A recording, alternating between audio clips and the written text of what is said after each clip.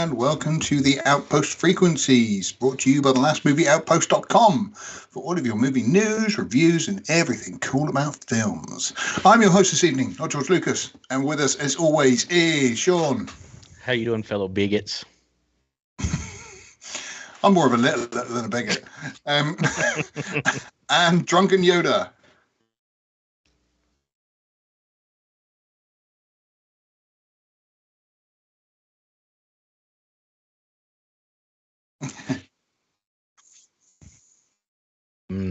Taking her to the airport. Is that a euphemism for buried in the backyard? No, I was going to say what's happened is he's now got the week free to himself, so he's now sat there with no shorts or anything on. Now he can watch all the movies he really wants to watch. Yeah, that's right. It's lovely watching porn with the sound on. So this evening we are discussing. We're going to be talking about The Kid Detective. Which is a hidden gem of a movie, which was recommended to us by Shawn, which should worry you, obviously, straight away. It does have rape in it, so... Oh, spoilers, I guess I should have said. Oh, I think when we talk about it, we're going to have to mention... Yeah, it does. We're going to have to mention spoilers. In fact, it might have the worst... It might even have the worst kind in it to boot. And then we're going to go on to something a bit more pleasant, which Shawn is really looking forward to, and that is Star Trek, the motion picture, the director's cut 4K special edition, which has just been released, which I know you've watched, haven't you, Shawn? You know, I've got like 3 copies of it ordered. Or wait a minute, is it already out? Or yeah, obviously paying great attention there. Apparently they couldn't hear me, so I've just fixed that. Sorry, guys. I don't know. Something always technically wrong here. Always. So, The Kid Detective. Let's start at the outset. I think it's going to be difficult to discuss this movie without spoiling it. So, we will say spoilers from here on in. Especially the end when he turns into a vampire and flies away in his spaceship. that would be... That would be a lot less depressing than the end we got. Yeah. So, Shawn, where did you find this movie? Where did you hear about it? Tell us about it. I heard about this movie from somebody that nobody that's watching us will probably know about. It's possible, but it's a YouTube channel called Cecil Says, and Cecil is a comic book writer, and he's part of Comicsgate, and he watched This is a different Cecil than last week. Right, not Cecil as George. Actually, that was me again, screwing that up. But no, this was the Cecil Says, and he watched it during the lockdown or whatever, and he was raving about it, and he's like, "Oh, it's so great! It's just this great black comedy, and it just gets so dark and darker and darker as it goes on, and then the ending is this real." And I was like, "Oh, I got to see this," because I've noticed he has a lot of the same. Taste in movies as I do. In fact, his favorite movie is probably my favorite movie of all time. And I was like, I gotta watch this. So I checked. I found it. No. Okay, just checking. The Notebook. Close. Ryan Gosling is a dreamboat, but not quite my favorite. And so I watched it, and I was like, oh man, this is great. He was right. And then I think I wrote a review of it. I think I wrote a review of it on the website. And you did, if I recall. Seems like nobody seemed to want to give it a try until I kept, shilling it so hard. You guys finally gave in, I guess. I got sent a bullet with my name on it from Shawn. So yeah, I thought I better watch it then, because he knows where I live. You threaten the guy's family, you get some shit done. So violence works. Can I have my dog back now? Yeah. So do you want to? Do you want to kind of give a brief synopsis of the plot, or do you want one of us to do it? How do you want to? I'll go ahead and do it. Right. So this guy, the film basically starts out with a teenage girl, obviously being kidnapped on her walk home from school or something, and then we cut to current time, and this guy is a mess. You can tell his whole life is a mess, and he was the town sort of Hardy Boy kid detective, and Encyclopedia Brown. Yeah, he was like too smart for his own good type, and he solved. And then when this girl disappears, everybody sort of expecting him to figure it out because he is really smart, and he doesn't. and he grows up with this weight because she was also his friend, so he grows up with like the weight of her disappearance on his shoulders, and and he never does find her up to the point where we start the movie, and it's just been soul crushing for him. Nobody takes him seriously, I get, and then he. It's because the town loved him, didn't they? When he was a kid detective, they gave him his own office and all this kind of stuff. But then, sorry, just not interrupting. But I mean, as the time goes on, where this girl goes missing, and they don't find him, the town then starts to resent him and realizes thinks he's a fraud. Right. So, and then current time, another teenage girl comes into his office, and her boyfriend had just recently been murdered, and she wants him to get to the bottom of it. And in pursuing this, it turns up he learns what happened to the original girl. But it's a hell of a journey watching him. You could take it from there on that, because I don't want to like botch the rest of it. It's kind of a shame, because I mean we will have to talk about the ending, because I mean the film is quite light-hearted all the way through, and I mean I found in places I was laughing out loud. It's hilarious. Yeah, it's a hilarious dark comedy. And you don't realize you're really watching a dark comedy until even black comedy really until the very end, which is one of the brilliant parts about it, I thought. I absolutely agree that it was brilliant, and I did love it. I did feel like the comedy, it didn't make me laugh as much as I would have liked, but I was thoroughly engaged with it. I felt like it was almost more of an odd drama than it was with some comedic bits in it. And I get the hook, with it being, what if Encyclopedia grew up and he was a complete drunk? Drug abuser. Yeah. What if he was a mess? Yeah, because it's the guilt. It's not that he's just like a screw up. No, he's not. Yeah. And that's the thing. I mean, there's this whole deeper thing going on. And again, I really appreciated all of it. And the humor was good. It wasn't quite as shocking or laugh out loud as I kind of expected it to be. But to be honest with you, I also think that's kind of a strength. That, there's some deep shit going on here, and there shouldn't be any weird slapstick or... The humor is very situational, and it works. I never had that. I just kind of smiled or that kind of thing. I make it sound like I'm criticizing it. I'm not. No. I think you're correct in sort of maybe a miss. The way I describe it might be, might not be accurate, because I say it's a comedy, but it's not a knee slapper. It is. No. It's. I mean, the jokes are all really this. Yeah. That's the jokes. jokes. The bit that really made me laugh. The bit that made me really laugh was the car that was following him. Yeah, that part. Yeah, you're right. I mean, that was just. It was so parents are hilarious. It was really funny. The big laugh for me was the two biggest laughs is when he's interviewing Calvin, and Calvin doesn't want to say what sexual acts the kid was doing. But the biggest laugh for me is when he takes that drug and comes back and just slaps the hell out of that kid. And he says, "Does it make you feel like a big man?" He goes, "Yes." And throws him into the creek. And then it wears off later when they really need him to step up and do some shit and not just beat up a teenager. Great humor, but it never. The humor is appropriate for the subject matter. Yeah, and it's not. I almost think it would have been bad if it was too funny, because it would have taken away from the ending. Would you guys think it's almost a character study? I think it comes real close to being a kind of a character study of this guy whose life has been. It's a redemption story. It's a redemption arc for him, but it's very, See, it's not just him; it's the entire town. The entire town fell into a mess. Like his problems. Like if the kid detective isn't doing good, the town falls to shit.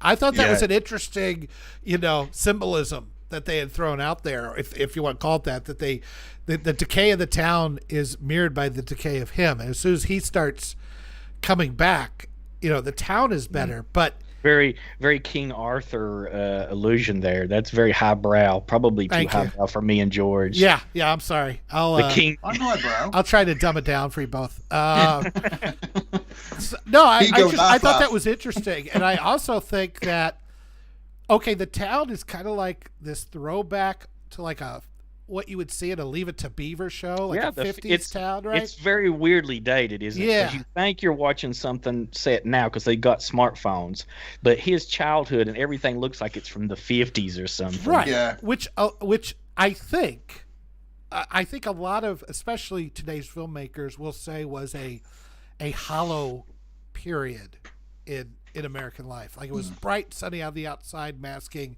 this dark or empty kind of thing on the inside. I think that's a little overblown in reality, but I think that's their mindset. And those guys read too much of The Man in the Gray Flannel Suit too much in college is what I think. But that's if you look at the town as, kind of coming back as he's coming back, but it's hollow because at the end, after he solved everything, and let's just get into spoilers here. So the girl that got kidnapped was like his secretary when he was a little kid, his secretary for his little detective agency. And they gave him an office in one of the buildings in the whole 9 yards. And they let him keep it, even though he's in his 30s. It's really pathetic and sad now. And he's trying to get over that this girl got kidnapped that was his friend and was his confidant or his gal Friday, I guess. I don't know. She was the mayor's daughter as well, wasn't she? The mayor's daughter, and she was like the secretary for his private investigation office as a kid. So, she took the calls and all that sort of thing. A high school girl walks in to his office and wants him to take a case because her boyfriend got killed. And as they work through it, he has to go to the school. The principal kind of puts up with him and all that kind of stuff because he's done a lot of good things in the past and he kind of likes him. And as he works their way through, we figure out that the girl's boyfriend was killed by the principal, and the principal kind of liked the girl, but in a weird way because it was actually his daughter from the girl he kidnapped, who he still had in a shed. Yeah, that they discovered at the end, 20 years later. Yeah. So at the end, after everything is filled up, the principal just kills himself, and not with a gun or something. He actually stabs himself twice in the chest, like the most gruesome kind of suicide you can watch in front of your eyes. And when it's all said and done, he just breaks down and sobs at the end. Yeah. Which makes me feel like he's hollowed out. Even though everything is better and he's proved himself, he's just a hollow shell of a man because of all this. Yeah, there's no, it's like the end of American Psycho. There's no catharsis. No. Nothing's been learned. Yeah, so he's famous at this point. He's everybody's hero again. And, he's obviously suffering from PTSD. And at the end, his parents are like, so how's everything going? And he's like, fine. And then that's when he just starts breaking. And that's the last shot of the movie is him bawling like a baby because all this stuff's finally hit him, See, it's so weird because to me, I saw this differently in that I did think it was a comedy, a black comedy. I mean, obviously a dark comedy. But then because I found the rest of the movie funny, the ending actually kicked me more in the gut than I was expecting. And so I kind of get what you guys are saying, that it was... the way that the comedy plays out is in line with the way the movie plays out. I didn't think it did at all. I thought to myself, like I say, this is quite jaunty and quite colourful and everything else. And then when it gets to the final act, it really was pulling the rug from out under you. No, I think that's fair. I mean, it really is set up as you don't know. If you'd not read my review or knew nothing about the movie and went into it cold, you'd think you was just watching a, millennial sort of ironic comedy movie, a cynical, but then the ending hits you, like, oh shit. I may be reaching here, George, but I think that this is the kind of the example of the difference between a black comedy and a comedy drama with some pretty dark jokes in it. And I know that's kind of maybe a fine line or no, I don't think distinction without a difference, but no, I feel like that's a difference. Yeah, I think that is the difference, and it's not truly a black comedy because I mean the actual murder mystery is played kind of straight. I mean, it is a murder mystery, and you got to find out, and the twist is bad at the end, but I wouldn't call the twist or what you find out a black comedy kind of twist. It's more of a David Fincher 7 kind of thing, right? I was just going to say that if you took the jokes out of it, though, then it would have been more in line with 7. Yeah. You know, and a very, very dark movie all the way through. And like I say, it depends what you define as a black or a dark comedy. I did laugh out loud. I mean, where he gets stuck in the house in the kid's bedroom again, and you're just thinking it's like the worst. And the way his new secretary just sort of says, "Oh yeah, they said you were in the room masturbating." Stuff. And masturbating? I believe you. I mean, I was laughing at that because of how ridiculous it was. But like I say, come the end, like I say, the whole tone of the film just changed in that last scene, and not just the last act, but that last scene as well. Yeah. Because you really felt that pressure and weight lifting off him, and for the first time, he just let it go. You know, everything that he'd been through. It's a dark comedy right up until it isn't. That's the only way to put it. Yeah, I mean, certainly the jokes are dark. I mean, a 31-year-old getting caught in an 11-year-old girl's bedroom closet. That's some dark shit right there. And that could have played so much worse, you know. And somehow they managed to keep this balance of keeping you sympathetic to him, even though he's doing some pretty horrendous shit in this sometimes. Yeah. But you manage to stay sympathetic to him. Because you know that he's had, you from the start, you're just like, look, this guy, he's suffering. So you're like, yeah, you cut him a break, you know. And like little moments, like the bully, like the Bugs Meany character. That's a deep cut. For those of you who know, Encyclopedia Brown, his big nemesis was Bugs Meany. And that's the Rory guy that keeps beating him up. That said, yeah, Rory, because he falsely implicated him in stealing some money when the school donation, in middle school or whatever. And so every week, if he runs across him, he just beats the shit out of him. Yeah, every time. Like he constantly has to avoid the guy because every time he sees him, because he didn't do it. It turns out. But you don't know that. You don't know that it's all tied together. Yeah. The principal actually maneuvered the whole thing to where to Abe, which is the main character, he doesn't even really implicate. He just suggested him because he. So the school fund was to help animals, and the principal comes to Abe and is like, "Got any ideals?" He's like, Rory was bit by a dog, so maybe he took it because he hates animals now. And he doesn't even say he did it. He just suggests it, and the principal uses that as an opportunity. And the whole reason he did this was he wanted to test Abe's intelligence. So when he kidnaps the girl to see if Abe is smart enough to figure it out or not. And what happens? He gets.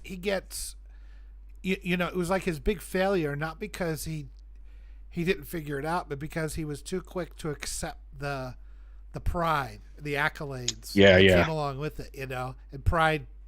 He put too much before the downfall, right? Yeah, he was, as they say, believing his own propaganda, so to speak, his own PR at that. Yeah. But he was a kid, so it's like how could? Yeah. It's a ton of shit going on in this movie, and I'm just like, it could so easily tip into the wrong direction, one way or the other. It could get too serious. It could get too silly.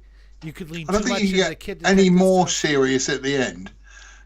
No, but it could get worse. It could get serious in the wrong way. I mean, we've seen enough movies that fail in trying to maintain a balance like this, and it's such an esoteric, theme. A kid detective that you used to read in grade school that were never that big a deal, Yeah, the whole movie works as a honeypot to trap you for that hammer blow at the end, really.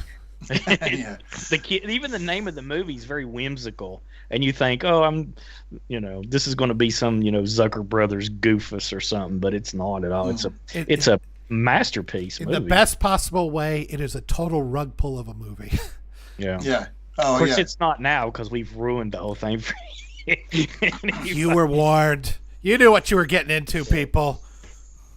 It's still very much worth watching, because again, it's just one of those movies that is not. I know I sound like a broken record when I keep saying this. It's just not a Hollywood movie. It's not something you're going to see on Disney or anybody else doing it. It's just one of those films which just smacks you in the face and just like, whoa, that was completely original, and I didn't see any of that coming. I think it's a masterpiece, personally. I've watched it probably since I first watched it, and then it came out on whatever movie channel that I get on cable now. I've probably watched it 20 times since then. I've only watched it to one time. When you go, is it one of those you go back through it and you start seeing things now that you know the ending? Because I don't foresee myself watching it many more times after that. But I tell you, the reason that I'm so drawn to it is you're because a sick fuck. I'm a sick puppy. Give me the rape scene. No, yeah, well, I don't know. There's something that is very compelling to me about characters like Abe. It's the reason why I like Drive so much. It's the reason why I like Bloody Hell. Something about that kind of character, somebody that's fundamentally kind of broken or screwed up or just a born loser. I probably because I can relate, but but seriously though, it's very compelling to me. Like every time I rewatch it, I'm like, oh man, poor. I don't know. There's just something very. That kind of character really is a. I didn't realize his live stream was actually therapy for Shawn. It is. I told you if you're coming to us for help, my God. That is not a cry to hit. I was coming to you guys for help. Oh, this is where we all come to seriously debate whether we really do want to end ourselves or not. Well, who's the actor that plays Abe? I forget his name, but he was in the OC, believe it or not, years ago. I believe it was. He's great. Who knew he had it in him? If he didn't pull off the sad sack, determined sad sack. Yeah. That would be. I think Chuck Dixon has a term for that kind of character, the slob hero, and I think that's pretty, perfect. Yeah, for him. that's a good way of putting it. Yeah. And he just can't let go of it. Of course, he uses all the same stuff, so he just keeps getting caught in a closet or under a bed, like when he was a kid. As a kid, it was like, "Oh, this is so adorable." And now when he hides him, it's like, "Call the cops!" So, yeah. A 30-year-old trapped in a kid's bedroom. Yeah. It is a great movie, though. I can't recommend it enough. I think it's. It was. It's like I say. It was. I was really surprised at how drawn in I was by the whole thing. I'm not one for murder mysteries, as I've said. If you read my review of Death on the Nile, I'm not a fan of murder mysteries. They are just. Ugh. But you are so drawn in by the main character that you are with him every step of the way, and then, like I say, that emotional ending is quite. I mean, not just what happens at the end, but like I say, him at the end, when he's, his parents constantly go into him saying, "Are you all right?" He's like, "Yeah, I'm fine. No, it's okay," and everything else. But then he finally lets go. That all of this pressure is just suddenly lifted off him. That. Yeah, they finally they had been asking him that the whole movie. Yeah. Yeah. That's because they're the only ones that care enough about him to notice that he's in this, purgatory of suffering. Even if they have to stalk him from their car. Yeah. Yeah, it's a great movie, so highly recommended. Definitely not something you would see these days, and it's a shame. I think if it actually gotten, if we didn't have the coof and all that maybe it might have done fairly well in theaters. I don't know if it was ever going to be released in theaters. It certainly, I think it just went direct to streaming and kind of went under people's radars. And I think it's a winner of the Palme d'Or kind of movie. Yeah, it just one of those stupid awards with the ferns going up the side. Yeah. So that just means there's going to be child pedophilia in it now. That's all I know. But yeah, we should warn that there is no graphic sex in it or anything like that though. You don't. No. Unfortunately, you don't get it. I mean, fortunately, no rape scene for you. But it's implied. It's non-consensual love scenes. We keep saying this, all right? So neo noir, dark comedy. Yeah, it's pretty good, Sean Bird. I would say that. I mean, that's as good a sum up as I guess I could think of. I didn't have. I mean, yes, I thought the humorous moments were great. I just wasn't laughing out loud. Well, they're subtle. They're subtle. They're much more subtle, but I way better than anything I see that passes for comedy these days. That's for sure. Yeah, it's no Pete Davidson movie, but it's yeah. So you obviously haven't seen Amy Schumer's latest. I wanted to ask you guys before we started, but Citizen X, which I reviewed, have either of you seen that before? I never heard of it until I saw it. So I'm exactly the same. Can't say I've heard of it. So it's dramatized, of course, but it follows the true story of this Russian serial killer that was active from like 79 to 90 something, and he killed like 57 people. And the stories it follows when they first discover a body, more or less, and then they find like 16 more at the same time, and it follows these Russian cop forensics expert try to catch this guy over the next 10 years, and the frustrations with the Soviet bureaucracy and all, everything you can imagine. They don't even want to admit that Russia can have a serial killer because that's a Western Yankee phenomenon. But we've got more serial killers. Yeah, but it's a great. It was made for HBO back in 95. They have serial killers. They just put them in charge.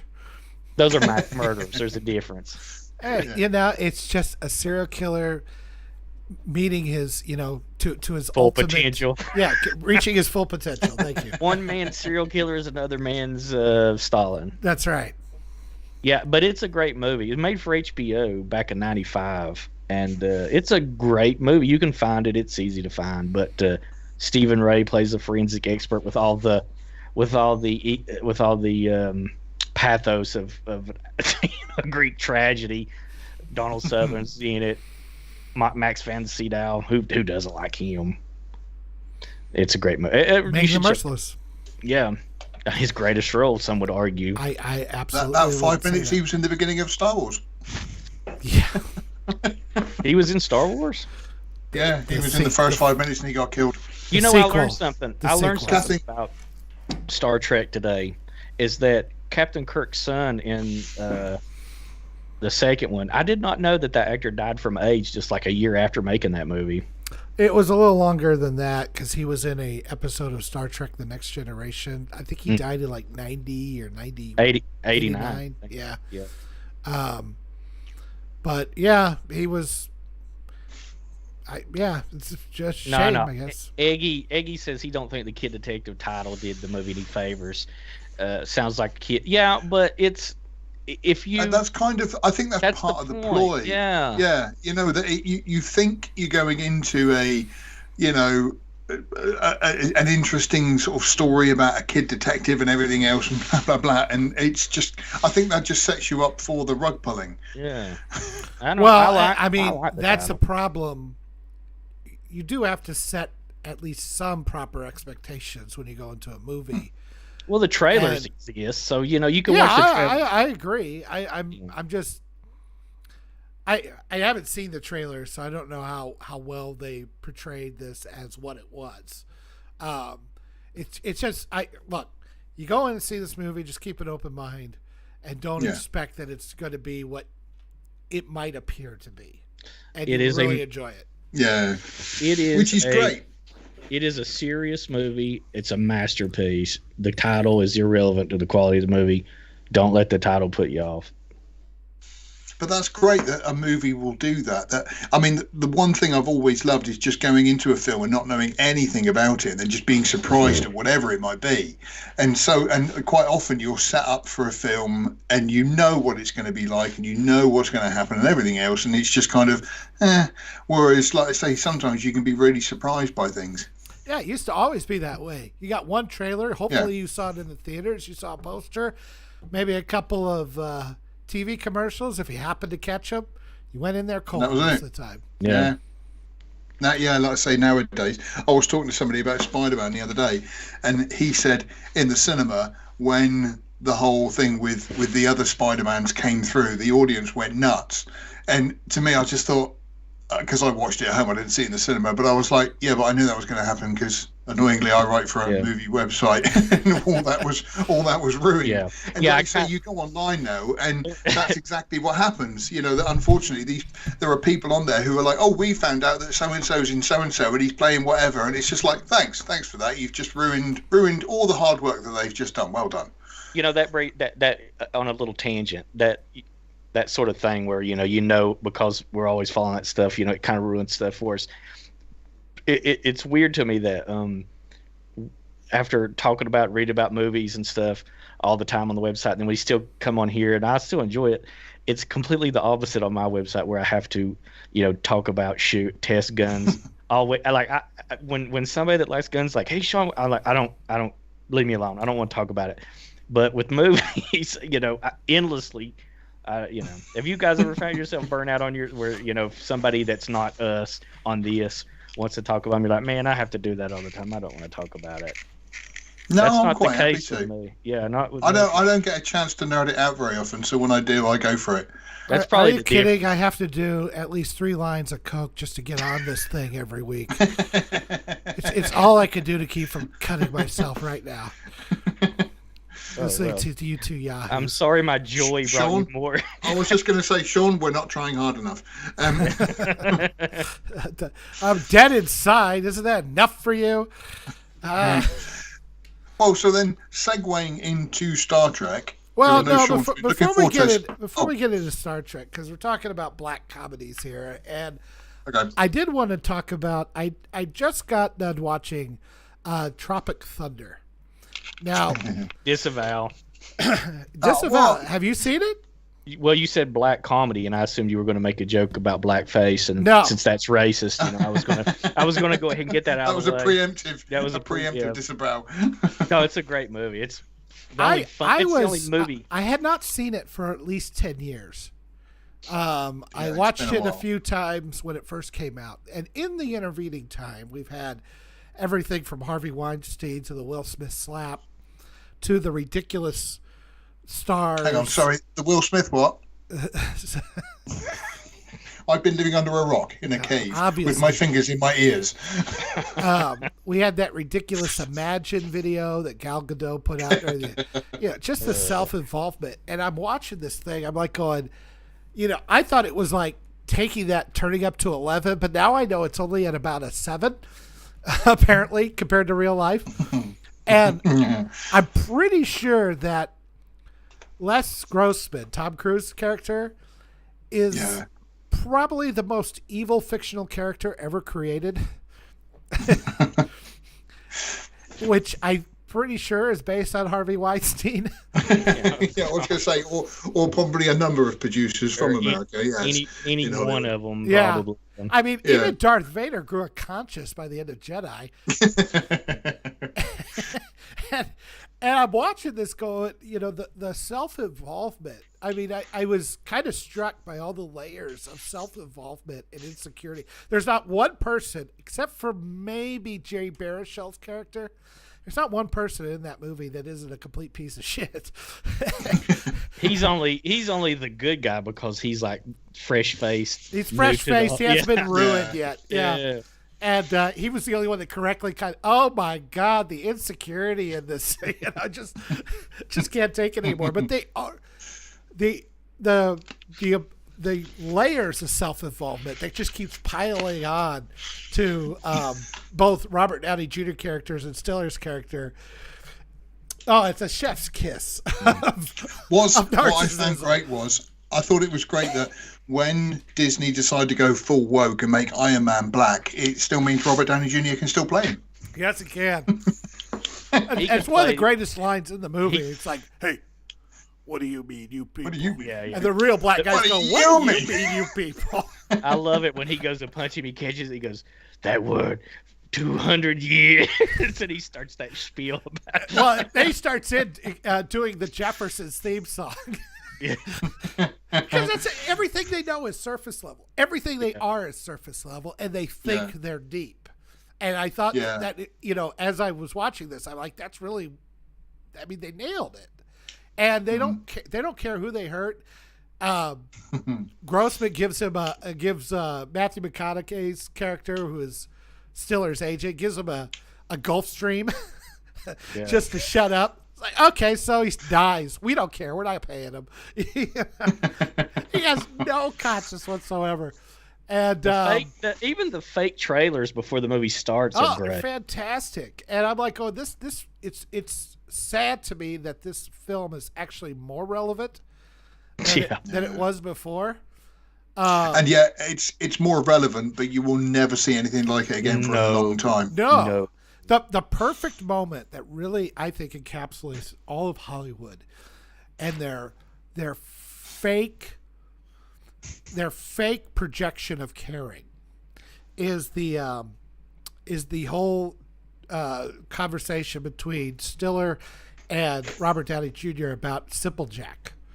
Simple Jack was the retard character they played. And he's like, yeah, well, the Academy doesn't do that stuff. He's just like, what do you mean? It's like, well, you never go full retard. What? It's like, you never go full retard. So take a look at Dustin Hoffman in Rain Man. You know, slow, yes, but he was doing all that cow carting things. He wasn't retarded, no. And he compares it to what, like Sean Penn or something. Yeah, like Forrest Gump, Tom Hanks, slow, yes. Learning disabilities, yes. But the guy was shaking hands with fucking 3 presidents. Retarded, no. He says, they both got Oscars. He says, you never go full retard. If you're not sure about that, talk to Sean Penn. I'm going to have to talk to Sean Penn. Sean Penn did I Am Sam, went home empty-handed that year. Yeah. And I'm like going, the whole point is like, fuckers, you're supposed to be showing the plight of actual mentally handicapped people, and you don't give a fuck about any of that. It's all about how to get the Oscar, right? Yeah. And it's just like layers of narcissism upon layers of narcissism. It makes you. I had to wonder about how self-aware they were even making that movie, because I'm sure they all congratulated themselves on being like, yeah, we're not like them. We're making fun of them, but they're just as bad. It's if you haven't seen Tropic Thunder, you haven't seen it in a while, especially given all the events that have happened over the past decade since it's been out. Actually, it's 14, 15 years, 2008. Give it another watch, and it's like, oh my god, this is even more prescient than I thought. And Tom Cruise is an absolute he's the best discovery part of the movie, in that whole thing. He is great, man. Like I say, it's been a long time since I've seen. Well, when that first come out, they didn't say he was in it. That was a surprise. Like they didn't. Yeah. They hid that. I remember the first time I watched it, I was kind of, is that Tom Cruise? That's Tom Cruise, believe it. I know. They had plans to make a Les Grossman movie, if you recall, but I guess they, I don't know why they shit canned it, but probably because they couldn't find a reason to have Tom Cruise run at top speed in the Les Grossman outfit. Probably because that character hit a little too close to home for most of the people that would have been involved. After Weinstein got busted, it's like, we better. I can just see the producer on set going, Who's this remind me of? Are they poking fun at me? No. It is, and a bonus point to the movie is all of the uniforms are actual, accurate Vietnam era uniforms. How about? I mean, even the guy that wrote the book that supposedly was in there, he was fake. That was Nick Nolte's character. It was all based on his experiences, and he running around with 2 hook hands. It turns out his hands are fine. He's lying about the whole fucking thing. Wasn't even in Vietnam. It wasn't even there. And it's like, it's all horse. Everybody involved in this business is horse shit. It's a great movie. Except for maybe Danny McBride. He just wants to blow shit up. Yeah. Though, as much as I like that movie, I still don't like Ben Stiller. I don't think he's funny. Himself, everybody in that movie, I think, did a great job. But him, I don't like him. I don't think he's funny. I know what you mean. No, I know what you mean. In general, I agree. I think he worked just fine in this movie. I think he did a good job. Yeah. I remember reading that he said that he got the idea to make that movie after he was in Empire of the Sun, after seeing how over serious all the other actors were for that movie. You guys remember that one, the Steven Spielberg movie? A great movie, by the way. Yeah, and so he was like, they took it so serious, and they were so, up their own asses, and he said that's what gave him the idea to make this movie about guys making a war movie. Well, I mean, every character, Jack Black is fantastic in it. The rapper dude is the one that cracks me up the most. Al Pacino. Al Pacino, yeah, because he's gay, but doesn't want to. Oh yeah. He says Lance, and then he's sitting there in there with Lance, like some guy. I forget who it is, but some famous Lance guy. Lance from one of those boy bands. Yeah, from Backstreet Boys or one of those. I don't know, but the whole thing is, from beginning to end, it's a masterpiece. And it looks like a blockbuster action movie too. Man. Like the production quality is amazing considering it's a comedy. I've been rewatching The Office, and just that line about Vietnam is Michael said to somebody, so and so, when I got back from Vietnam, and Michael goes, I hear it's lovely there, and it was like, obviously, not while I was there, it wasn't. No, It's so well done, and it's just, I mean, it shits on the Oscars, it shits on the Hollywood business, it shits on actors, it shits on writers and it shits on everybody, and I think accurately. Oh yeah, it's a comedy masterpiece. That was made during that time in the early 2000s when there was some legit pretty good comedies coming out too, I think. Yeah, that was. Yeah, I'm gonna have to definitely revisit it. So I wanted to talk about it because I was like watching it, just going, "This is better and worse than I thought. Worse than the real world is worse than I thought." So before we go to the Star Trek, we got about 10 minutes for the next hour. Me and George have both seen The Contractor, right? George, you commented, very disappointing, just lame, wasn't it? It was. I'll be right back. I was looking forward to it. I thought it was going to be. Going to be a decent action movie. Chris Pine generally pretty good, and it started out quite interestingly, but then annoyingly, kind of when it went to Germany, it just got stupid and, like you say, completely predictable all the way through. Yeah. And the bit that really, really killed it for me, somebody else made the comment in the in the talkback, was Ben Foster at the end was a moron. I thought you was the one that said that.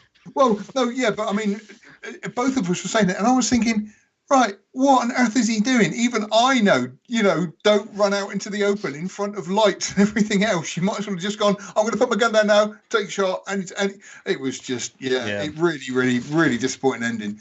I did think it was, like I say, it was like the, Extraction, which I thought was betterly done. How technically well, I know you sort of said that the guys were still technically not very good, but I enjoyed watching that. Whereas this was just... Yeah, I enjoyed wait a minute, did you say Extraction? Yeah. You know what? When you said that, I need to correct myself. For some reason, I thought you were talking about Triple Frontier, the Netflix one with Ben Affleck and stuff.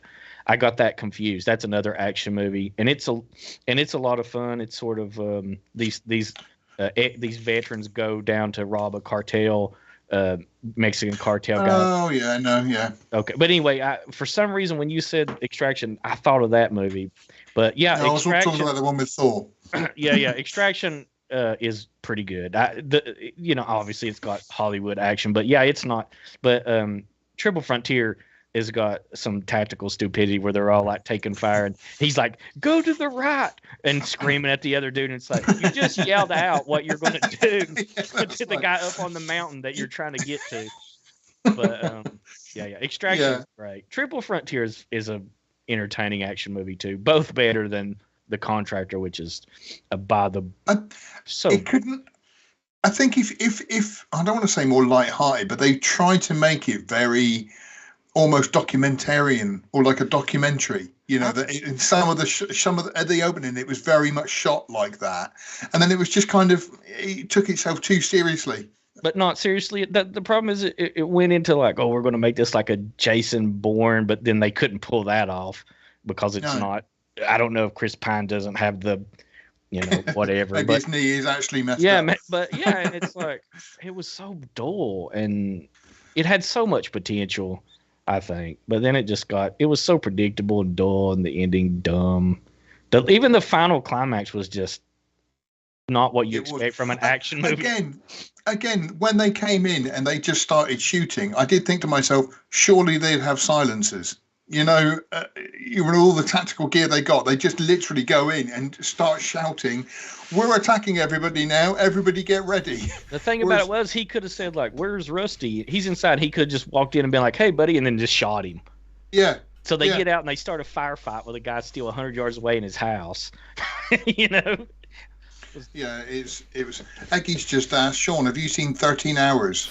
That was the Michael Bay one, wasn't it? Yeah, I have seen 13 Hours, and I think it's a real good movie. It's a real good movie. To me, it was. I didn't like it as much because I saw Jim too much as Jim. John Krasinski. I love The Office, the American Office, and I just saw him as. That's what my girlfriend said, because she was a big fan of it. It's like, I just see him. I was like, yeah, well, I never watched it, so to me, he's just some guy I've never seen in a movie before. And no, fair enough. Yeah. I mean, it's got Michael Bay tropes in it, but he kind of controls himself a little bit because it's based on a real event, and I like it. I think it's got some great action in it. It's got some great gunplay in it. There's a couple of things I could nitpick, like the gun that James Badgedale uses in it didn't exist until like 3 or 4 years after those events happened. But I'm only me and a couple other people would notice that. No, completely taken out by this thing. No. I'm sorry, I ruined it for you. I have the same problem when they show computers on screen. Oh yeah. And they show Bob's operating system that doesn't exist, things like that. The worst one is when somebody types and graphics appear on the screen. Yeah. It's like, looking at you, James, doing. Yeah, exactly. Yeah. I was watching Weird Science this morning, and I was thinking that's probably one of the most egregious examples of that sort of thing. It's like, we got to navigate this maze to hack into the. Okay, that one. And I love the fact that the maze has scary skulls in it. I know, but it's still, Yeah. Like I say, tongue was firmly placed in cheek with that. Okay, so Yoda's done another line, so now we can talk about Star Trek. Yeah. Okay, let's go. You're supposed to say, fuck anything that moves. You're supposed to come back on the camera and scream that, remember? My dog's walking funny already. I need to...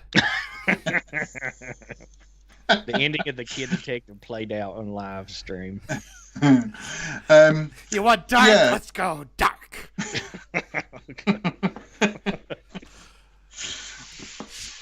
Speaking time for me to check out, boys. I'll see you later. Yeah. Speaking of inappropriate sexual references, let's talk about Star Trek: The Motion Picture.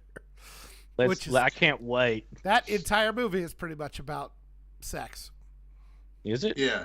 Yeah, it is. Well, he's Decker at the end, yeah, because he just wants to get laid. Yeah. And so he joins. He basically kills himself so he can get some. They're sitting there in the V'ger orifice, and it looks like a giant sphincter butthole. Sometimes giant space vaginas are just giant space vaginas, Yoda. They don't mean anything else. Yeah, that's right. They don't mean anything. They just are. Yeah. That's not subtext. That's just text. Yeah. I actually love Star Trek: The Motion Picture, and I know a lot of people don't. And I love it. You have never even seen it. I have seen it 2 or 3 times, as a matter of fact. The director's cut, I think, is great. The So what does it add? What does the director's cut give? It actually removes quite a bit. Like that long, drawn-out portions. That is still there, but it's the way it's paced and the way they do it in the movie, it works better. And a lot of it has to do with removing some. One of the things that Eggie and I talked about, I gotta learn to finish a fucking sentence when I instead of letting my interrupt synapses always bang. One of the things Eggie and I talked about was the poor dialogue in the new Star Trek. How it all sounds like you're, the friends in the coffee shop instead of actual military people, professionals, confident, right? Hi, Captain. How are you? Oh, I'm great. Do you want a coffee? Yeah, sure. Yeah. You joke. It's about that bad. And in Star Trek: The Motion Picture, there are a few moments in there. There's one moment where they're watching, like he has the entire crew in the big rec room, and they're watching what's happened on screen. And he says, "Viewer off," and Uhura just kind of waits there, just like overtaken with emotion. He has to repeat it, "Viewer off." No, they remove that. She immediately hops to. She does her deal. Is that an improvement, or is that? I find it to be an improvement. There's little moments that they remove that take out some of that emotional loss of decorum, loss of professionalism. There's a moment where the two people that get beamed over, they turn into yogurt or whatever happens to them, and Kirk actually says, "Oh my God!" And they remove that out of there. He says, "Starfleet, did you get it back?" It's all first of all, just those little moments. They tighten up the pacing, and then I don't know. It just keeps it going, and then there's some nicer special effects that they've added here and there. You get a much better look at what the V'ger spaceship looks like. I get a better idea of its dimensions, and it's basically just a long cigar. And I thought it was a vagina. Now I'm very confused. No, is this a trans V'ger now? Is it? Yes. The one lady comes on there and has to tell everybody about her oath of celibacy. It's like, is this a thing that they have to do? Incel movie. So the whole idea of it is interesting to me. They have Spock, who has left Starfleet to undergo what they call the Kolonial ritual, which is basically to remove all emotions from him. And it's more of a training and I guess fascinating. Yeah, it is. You know what? I'm just gonna go with me and George here. Screw you, man. I'm sorry. I don't know. Well, we did Kid Detective first, but you know what? You got to be a big dick about it. I'm not. A big titty baby. This is really weird, though, because all the stuff you're saying, I didn't see much of that. I don't remember in the original Kirk and Spock having a three-way with Uhura. I may have downloaded the wrong one. It was a very special edition, the one I saw. You're confusing that with Star Wars. Yeah. Oh, right. Yeah, because again, you kept saying V'ger, but that wasn't the name in the film I watched. No. Vagina. I'm trying to come up with a pun here. It's not Vagina. It's weird that you say those things, because funny enough, I haven't seen Star Trek the Motion Picture for a long time, and I did thoroughly enjoy it. I did notice the difference in the special effects, but it was all the little stuff that I didn't notice, because I kept thinking this isn't much more of a I didn't notice it was much of a director's cut, but you're actually saying quite a lot not quite, but a lot of the scenes have changed. There's a lot of little moments that get pulled out. It's shortened, tightened up. The when they blow up the asteroid, you actually see it explode now. And Shawn wants to know if they cut out some of the ship porn of the the long look at I guess when it's in dry dock. That part is there, and it's glorious. Yeah. Did they really But they do put a reflection over Shatner, like you're seeing it through the window, and they show the reflection of the ship on there. Just it's nice. I like the ship porn because I think that's the best looking Enterprise still. So they restored it too, right? It's been like it's in 4K. It looks great, and I like the things that are going on with the characters, because Kirk is I started to talk about Spock getting rid of his emotions, and then by the end he comes to a realization that without just pure logic, you have no meaning. There's no meaning in your life unless you have some sort of emotional motivation to give life meaning, and that's what V'ger needed. He was complete and utter logic, no emotions whatsoever. And then Kirk, on the other hand, he's a complete dick at the beginning, taking over the ship, taking it from Will Decker, which, knowing Stephen Collins' problems later on, you kind of think, take it away from that guy. He's gonna. Is he not the same guy that starred in one of my all-time favorite TV series, Tales of the Gold Monkey? No, I don't think that was him. He was in that Seventh Heaven show forever. Yeah, it's the same guy. Yeah, it turned out he molested one of his. Guy? Yeah, he molested all kinds of people. Yeah. He was the guy that starred in the Indiana Jones exploitation TV series. Was that him? I didn't know that was him. Yep. I'll have to look that up. George, you need to track that down and watch it. By the way, no, I'm being dead serious. It was too good for TV in its time. Yeah. Okay. It was great. It's like, imagine a Indiana Jones ripoff set pre-World War II and the Asia Pacific, still Nazis and the Imperial Jap. It's great, dude. I think they canceled it because it cost too much to make. He's a pilot instead of being it's great. If you also notice that Decker and Ilea, she's from Delta. They had a history. When they meet together on the ship, it's clear that he just ran off because he wanted to do his career. It's clearly a Riker and Deanna Troi, who's from Beta instead of Delta, Beta Z. They just repurposed those two characters for next gen. So why was her head shaved? Is what I always wanted to know. I think was she an alien or she's an alien? She was a big Benny Hill fan. Yeah. According to the guys, just no culture with you two. Yeah, I'm gonna just let that go. Not funny, so there's no use. No, but he was a ball.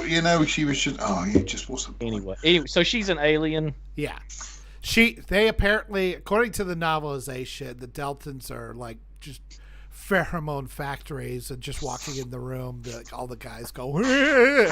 Oh man, that's why you have to have an oath of celibacy. They're like, oh man, that you ever done a ball chick? Apparently Will Smith has. Yeah. Hey-o. I can just hear little feet going. Come up to Shawn and go smack. Oh, hey, Will. Yeah. He wouldn't be around. Her little millimeter line of alopecia. Oh, shut up, Jada. I don't want to hear about it. If you're that bad, that I need a fucking handicap sticker for my car so I can start parking closer to the actually, I might. Yeah, I was gonna say I might shave my head so I can get a handicap sticker. She's got more hair than I do. Me too. At least on the top of her head, you know. Anyway, so go on, Yoda. Matic is always going after my comb over. What you think? So, you think I don't know? I don't care. What do you want me to do? We're too old to care about that shit anymore, dude. Yeah, so that's right. If I could grow it, I would. Yeah. Like somebody said, it's a solar panel for a sex machine. That's right. Have you never heard that before? I've never heard that, but now I'm going to save it. I'm stealing that. It's been a long time T-shirt over here. You see bald men wearing a T-shirt saying it's not a bald spot, it's a solar panel for a sex machine. I'm just doing my best to keep the sunburn down. That's all. Yeah. So yeah, like I say, it's been a long time since I've seen it, and I thought the update on the graphics. Does it end any different? No, it's basically the same. And again, I watching it, especially after watching what they call Star Trek these days, it's just such a breath of fresh air. And I do like some of my sci-fi to be like a 2001, or some of these sci-fis that are slow and methodical and take their time. I don't mind that if it's got something to say. And I think there's a lot more going on in Star Trek the Motion Picture than people give it credit for. They just say, oh, it's boring or it just takes forever. It's like, you know, there's a lot of character development. There's a lot of stuff going on, and it's, you know, if you love Star Trek, you should find a lot to like in it. As somebody that's not a fan of it, I will say that I did not find it out of I didn't find it jarring differently than the series and stuff. So to me, I never thought it was like. I guess if I went in it expecting the J.J. Abrams version of a movie, I would be like, oh. But to me, it seemed in line with the rest of the series. So I never thought of it as like too slow or whatever. You know? Funny enough, I haven't seen the original series for many, many years now, and I felt. Well, I gave you a top 10 list, so. Oh yeah, of course, and I watched all through that, and all 4 hours of it. I'm sure you did. Oh yeah, it was fantastic. But I didn't think that the I motion know you're picture... lying because you're still alive. You would have killed yourself about hour 2. Sean Bird brings up an excellent question. What does God need with the starship? Yeah. That is a good question. That is the only one of the original movies that you could objectively say is a good. Yeah, I think agree with all that. the rest of them are much better. I think 3 is better than people give it credit for. All the I like the ones third are one. good. And one is somebody good. said that 2, 3, and 4 is almost like the perfect trilogy. It is. Yeah. I like. But what I was saying That was was, me, is the original TV. Some loser said that. Some random Some asshole like, did a whole 40-minute video on it. I wonder who that was. But like I say, I don't really remember the original TV series, but I thought the tone of the motion picture was quite different from the original TV series. And I kind of think, I love Robert Wise, don't get me wrong, I think the guy is great, but I can't help but feel he was kind of the wrong director for that. I don't think... Watch the director's cut and, with fresh eyes and see if it's still the way you remember it, or if it feels like it moves along. I did. I watched it this week. Oh, you did? Okay, so do you still feel that way? Because he got interfered with like crazy, and they were going to do a summer release, and it didn't come out till Christmas. It was a whole big let's race to Star Wars, and I think he understood that Star Trek was not Star Wars, which I really appreciate, and he seemed to really understand the characters, or at least gave them proper respect. I think that, the characters were brilliant, and I thought that the way that they developed and everything else was really, really well done. But I just think that the tone of the whole film was more, like you say, kind of in line with, say, like 2001 than it would have been with some of the episodes. There's parts of it that absolutely are 2001 exploitation. There's like some of it they were like, only 10 years. 11 years later. I mean, 2001 was still very much on the public consciousness. And I would say it depends on which episode you're talking about. There are some very serious, no comedy, somewhat slow and drawn out episodes.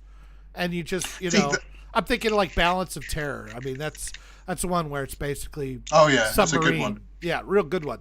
But there's very little comedy in that, and there's some moments it's just like we're just waiting to see if we see him on sensors or something. Nothing's really happening, and it's excellent. I mean, to be perfectly honest, I don't think I've seen the original TV series probably since I was a kid. And I remember I remember like the Tribbles and that kind of thing, and so like I say, I always in my mind always had it as quite that camp show with a few laughs thrown in here and there and that kind of thing. And so I suppose, like I say, if I watch them all again now, like I say, I might actually be surprised. So maybe I should revisit them. Yeah, I watched 3 episodes on the toilet this morning. Jesus Christ. You've been on the toilet for that long? You should see a doctor. Well, I had it running at double speed. My clearest memory of the original series is actually the cartoon series that was, the animated or whatever. It was the same characters, but what's the deal with that? How come you guys never talk about that? Is it like hated by the fan base or something? Or no, it's not hated, but it's cheap, and it's kind of a shame because with animation, there's things you could have done that were just impossible at that time doing live action. Are those stories canon to the not rest of the series? They've pulled some things out of there that have become canon. Spock having a big bear as a boy and having troubles as a kid. I think Robert April was introduced on that as the first captain of the Enterprise before Pike, and I think that's canon now. So I think it's more of a pick and choose kind of thing, but I would say no, it's not canon. It's got mostly original voices in there, and it's not bad, but it's not great either. There's maybe one or two really good episodes, and then remember. Yeah, I haven't seen it since like the early '80s, so I don't remember enough about it to know its quality. You see something as a kid that you might think's great, and exactly. It turns out it ain't. so I don't remember how the quality of it. I know that nobody talks about it anymore, so I figured it must be, you know. I'm going to have to revisit it because, like I say, it's been far too long since I've seen them. And there's only about 3 series, isn't there? 3 seasons? The original series, yes. And then there was like 1 and some change of the animated series. Man, they really got their money's worth out of replaying those, didn't they? 3 seasons. I mean, just enough for syndication, and once it got syndicated in the 70s, it really took off. It was far more popular than they understood that it was back in the day, even. But it, became this juggernaut, and now it's completely ruined. There's some TV shows in the UK like that. There's some, you guys probably never heard of them, but there was a, you're going to laugh at this. There was a little animation called Bagpuss. And there was another one called Mr. Ben. And I swear there was like 100 episodes of them, but I found the other day that both of them only had about 13 episodes. And I was thinking, no. As a kid, I remember watching hundreds of them, but they were just literally 13 episodes was repeated. That first one called Bagpuss? Bagpuss, yeah. Bagpuss. Is that some sort of doggy style thing? That's what I call my ex-wife, oddly enough. Oh no! See, it was a cute little story about a little, and there was a shop. And the shopkeeper would put something new in the window every day, and it was all second-hand stuff, and all the things would come to life and then tell a story about what it was, and Bagpuss was the main character. He was a big fat cat. Oh, that sounds amazing, Joe. That's so British. I can't. It was cute. Don't have a go at that. Eggy, stick out for me. And Sean. Oh, no, not Sean. He's American, isn't he? Eggy, stick out for me. Danger Mouse is the only good thing to come out of the Brits. You don't like Danger Mouse? And Pinfold? Yeah, it was all right. David Jason was good in it, but it's not as good as I remember.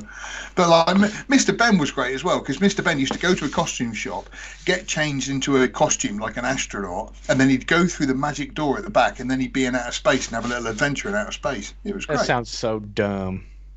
Oh, it was like 1970s. Give us a break. Anyway, Star Trek. We had Saturday morning shows about dune buggies that would come to life when you beeped a horn. So let's not get too hard on him, all right? We also had Thundar the Barbarian, too, a guy with a laser sword that's right. Smashed. That was from the 70s. H.R. Puffin stuff? I mean, come on.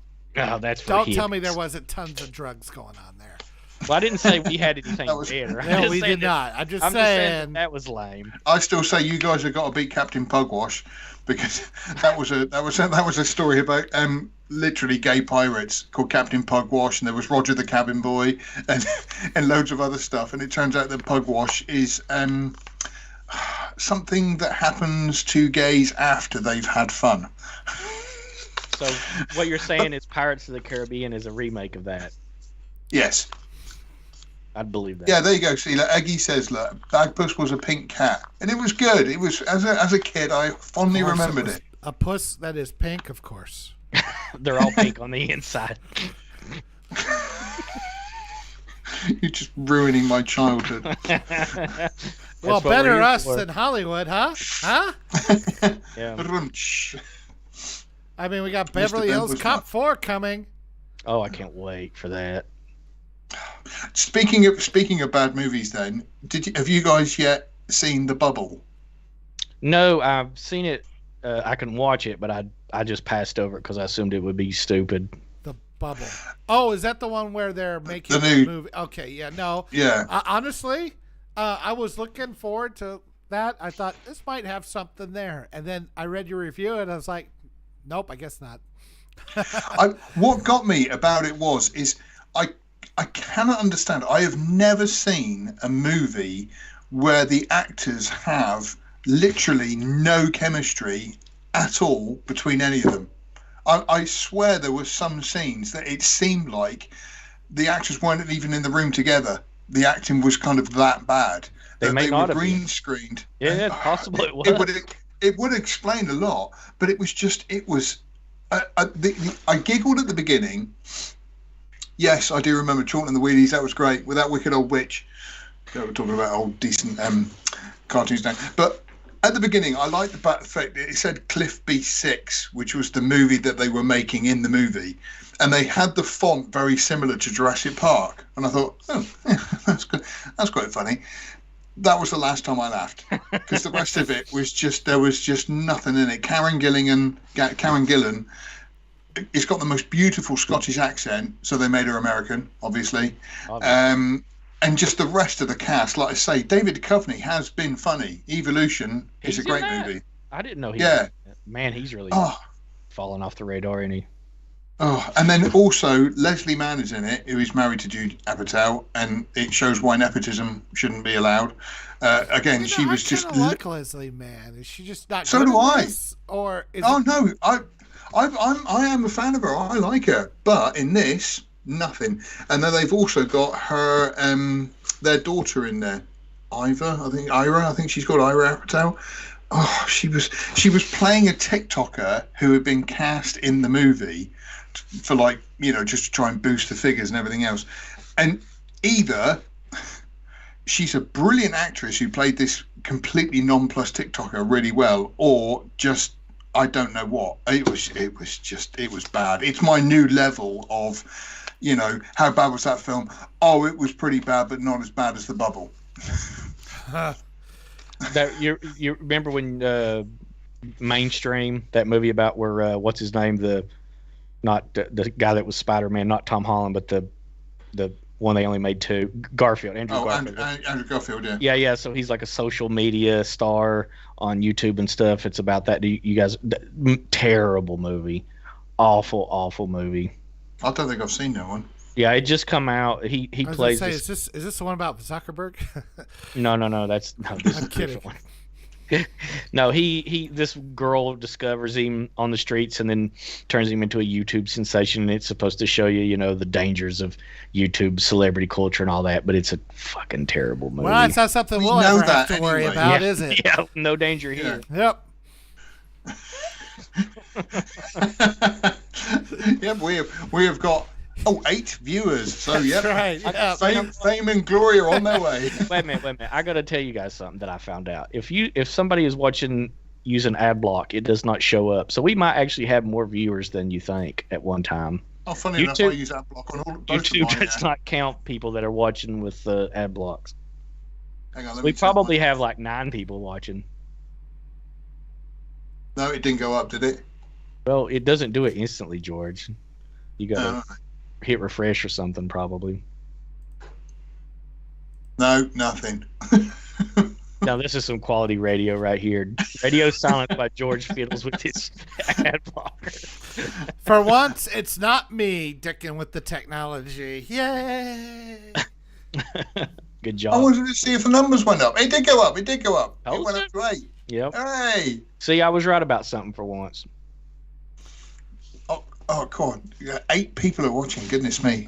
I feel like King George as he gives his speech to England. I'm so happy that they could be here for possibly the worst stream we've ever done.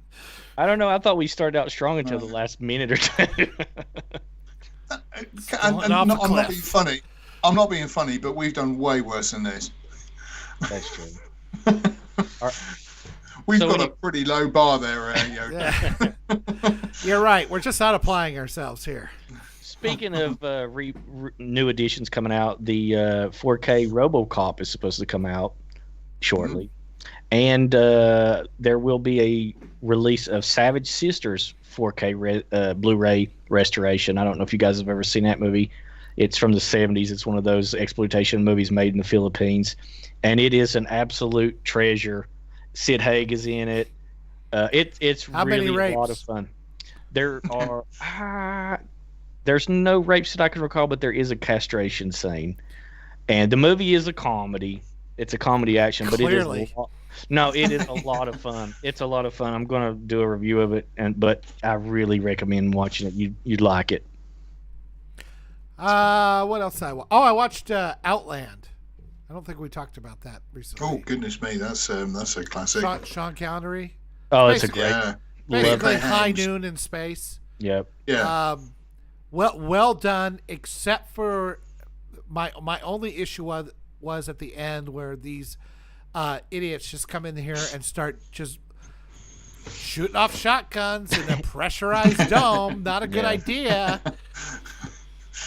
Or something will happen.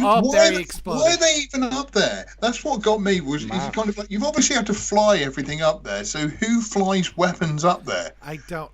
Well, they had them for the police force. Is the thing. It's for the Sean Connery gets them out of like the police. One of them was the police guy that betrayed him. Yeah. And then the other two just came in on the shuttle, and I guess they brought their own guns because this was before 9/11. Why would you not want to take a gun into outer space, George? Do you know that there's aliens that... Have you never seen the movie? Haven't you seen a movie, George? Have you never seen the movie? Going out there with a nuke. Are you kidding? Yeah, no, sorry. I did watch that documentary, Alien, yes. Yeah. So you telling me you wouldn't want a gun if you were exposed to one of those things? That's such a stupid British I have a mentality. stick with a pointed end and a strongly worded letter here. You do have to be careful about shotgunning an alien. That blood will tear up shit real quick. Yeah, unfortunately, Hicks found out that you have to be careful when you shotgun an acid-blooded alien. Yeah. Speaking of sci-fi films that I don't know if you've seen this or even like it, but Runaway with Tom Selleck and it's on my list. I'd seen it I once, love that movie. And I didn't like it, but I was like. I was a dumb teenager at the time, thinking it was something different, and I'd really like to give it another shot. But one thing I wanted to mention with Outland, the doctor, Frances Sternhagen, she's an absolute joy in that movie. Yeah. She is so great. In that documentary of which Cecil was part of last week, In Search of Tomorrow, they said that they originally wrote the part for a guy, but then they cast her sort of almost last minute, and she just said she did everything as a guy would. Yeah. And it just came off so much better than if it was a regular guy. Yeah, it was perfect. Yeah. She was great. Yeah. It's a great movie. It's a shame that nobody talks about it hardly anymore. No, it's by the same guy who did 2010. And another excellent movie. So I found that out in my research, and I thought I'm going to have to watch this. So I finally got a copy and went through, because I remember watching it like it was one of those that showed up in Saturday afternoon TV on your UHF channel every once in a while, and I hadn't seen it. 20 years, maybe longer. And got a very nice copy of it. Watched it. I was like, this is great. How come this is not well remembered? I don't know. It's a good question. It is a great movie. And 2010, I argue, is more entertaining and fun than 2001. I mean, yes and no. Movies. I think, funny enough, in that same documentary, Peter Haynes said that he was determined not to make 2001 and make a complete. And apparently, Stanley Kubrick said to him, "If you're going to do that, make something which is completely different to the original," which is what he did. Kubrick has a very distinct style, and either you like it or you don't. And I think either you're intelligent enough to understand it, or you're Sean.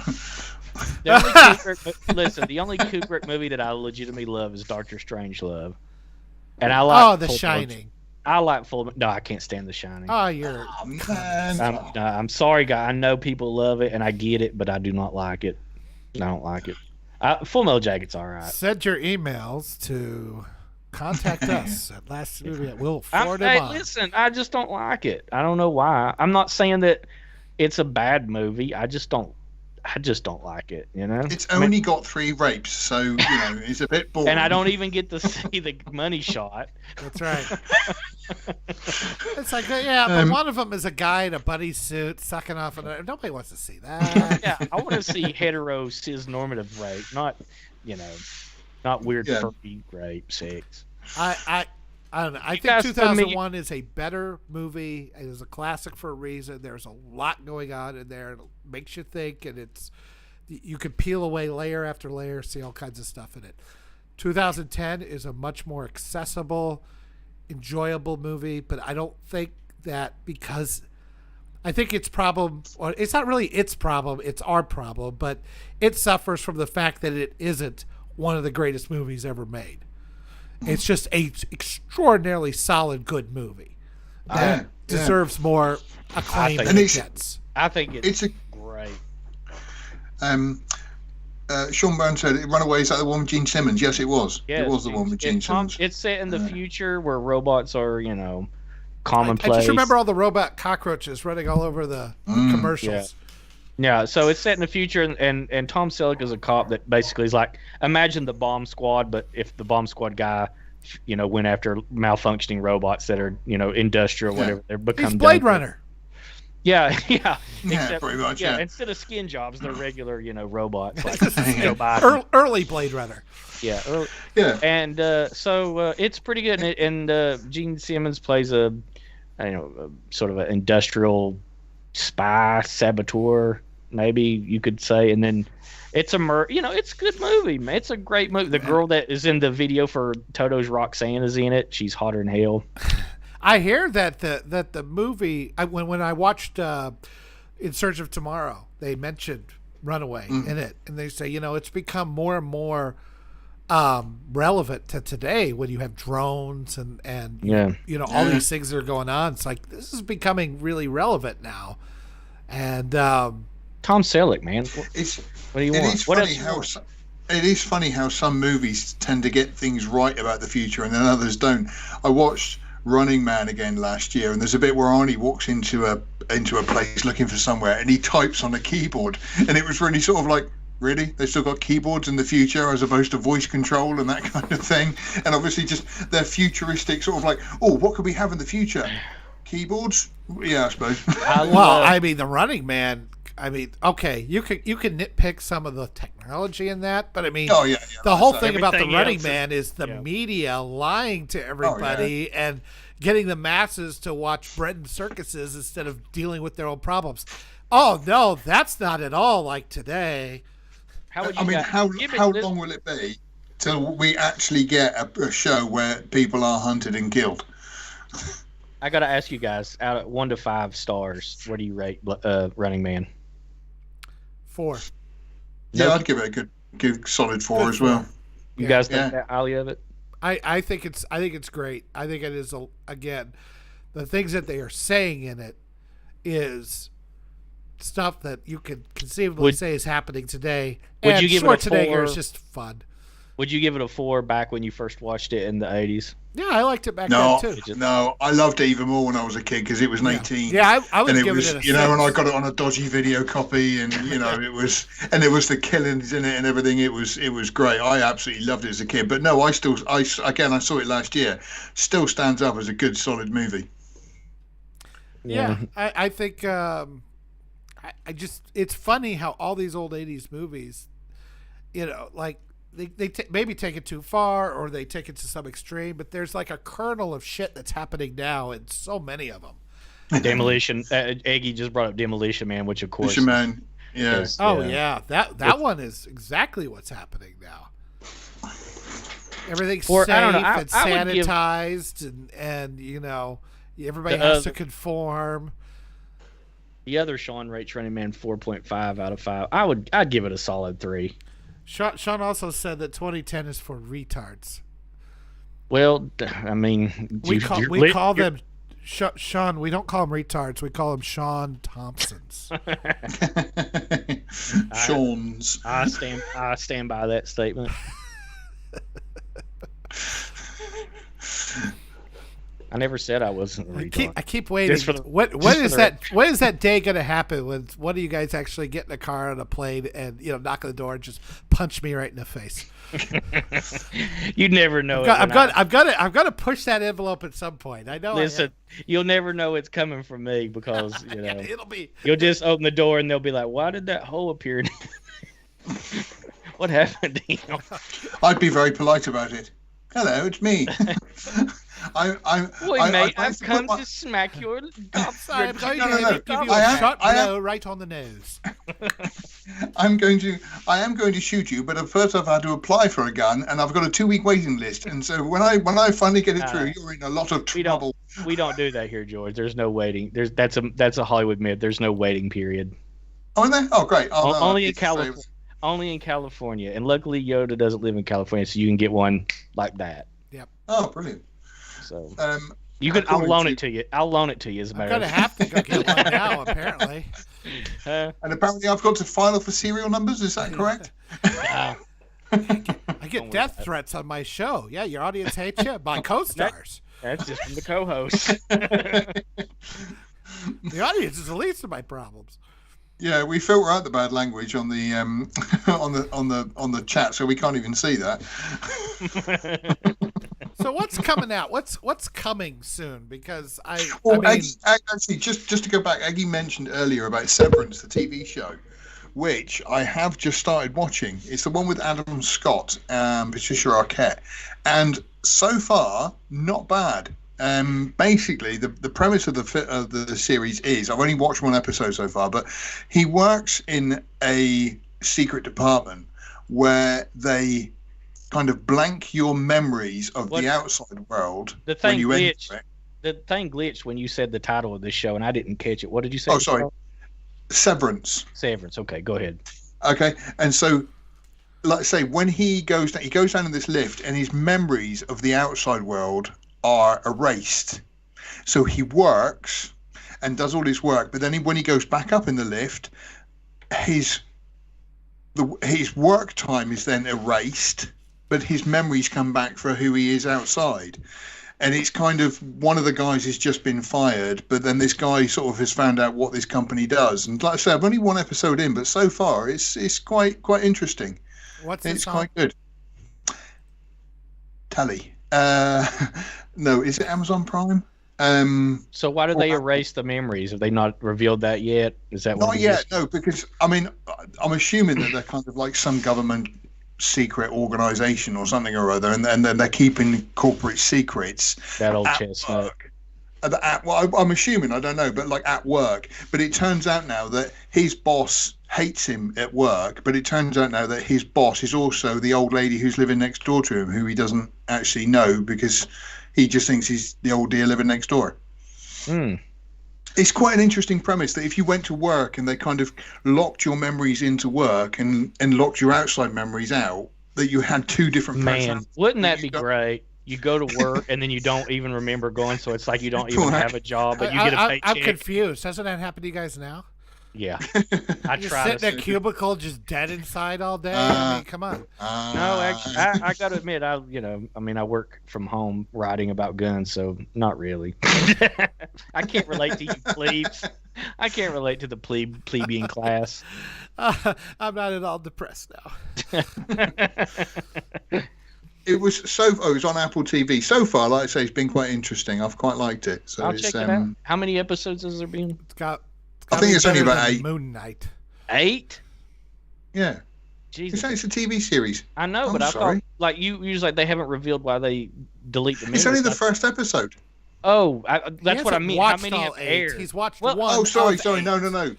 I did say several times that I've only watched one episode. If you weren't paying attention, I understand. I wasn't listening. George, do you have any flashcards or some visual aids we can have for this guy? Don't blame me. I was trying to pay attention to our dear viewers there reading their chat. That's Eggy said that the Running Man book is, yeah, I've read it. The best Bachman story for my money is The Long Walk. That's the best story.